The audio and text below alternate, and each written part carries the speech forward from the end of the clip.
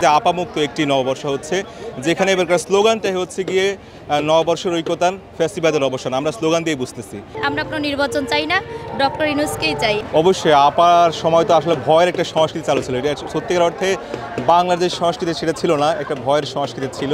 এবং আপার সমর্থক গোষ্ঠী যারা আছে, আপাকে যারা ধারণ করে তাদের জন্য মূলত ছিল, সমগ্র বাংলাদেশের জন্য, সমগ্র মানুষের জন্য সেটা ছিল না। এবার আমরা দেখতেছি যে আপামুক্ত একটি নববর্ষ হচ্ছে, যেখানে এবারকার স্লোগানটাই হচ্ছে গিয়ে নববর্ষের ঐক্যতান, ফেস্টিভ্যালের অবসান। আমরা স্লোগান দিয়ে বুঝতেছি এবং সেই জায়গা থেকে এবার আপার একটি প্রতিকৃতি আমরা দেখেছেন।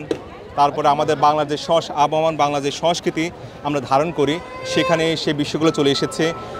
যেমন ধরুন ইলিশ মাছ আছে, রয়্যাল বেঙ্গল টাইগার আছে, তারপরে হচ্ছে কি মোগলদের কিছু প্রতিকৃতি আছে, পালকি আছে, এবং বাংলার যে কৃষক সংস্কৃতির বিভিন্ন দিকগুলো এবারের যেই র্যালি বা শোভাযাত্রা সেখানে চলে এসেছে। আমরা দেখছি এবারে আরেকটি পরিবর্তন, সেটা হচ্ছে কি এত বছর চলে আসছে মঙ্গল শোভাযাত্রা নামে, যেটা নিয়ে অনেক সমালোচনা হচ্ছিল। এবার সেই জায়গা থেকে আমাদের অনেক মানুষ চেষ্টা করেছে যে না, আমরা যেহেতু সমালোচিত হচ্ছে, এটা কখনোই মানে বাঙালির উৎসব অথবা বাংলাদেশের উৎসবের নাম হতে পারে না। সেই জন্য এবার চলে এসেছে বর্ষবরণ আনন্দ শোভাযাত্রা। এটাও একটা পরিবর্তন। এবং আপামুক্ত বাংলাদেশে সবাই মিলেমিশে একাকার হয়ে বাংলা নববর্ষ উদযাপন করছে, এটা একটা অনেক ভালো একটা দিক। সেজন্য সবাইকে বাংলা শুভ নববর্ষ। আলহামদুলিল্লাহ, খুবই ভালো লাগতেছে। ফ্যামিলি সবাইকে নিয়ে আসছি, খুবই ভালো লাগতেছে।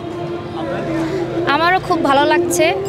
আশা করছি নতুন বছরে নতুন কিছু পাবো, বাংলাদেশ অনেক সামনে এগিয়ে যাবে এই প্রত্যাশাই করি।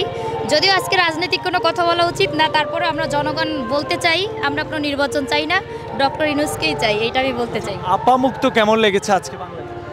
আসলে আপা মুক্ত আর আপা যুক্ত ব্যাপারটা এরকমের না, ব্যাপারটা হচ্ছে বাক স্বাধীনতার ব্যাপার, যেটা এখন চাইলেই আমরা সবাই মনের ভাব প্রকাশ করতে পারি।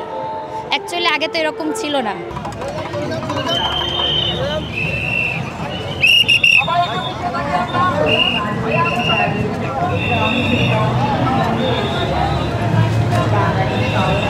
अरे मेट्रो का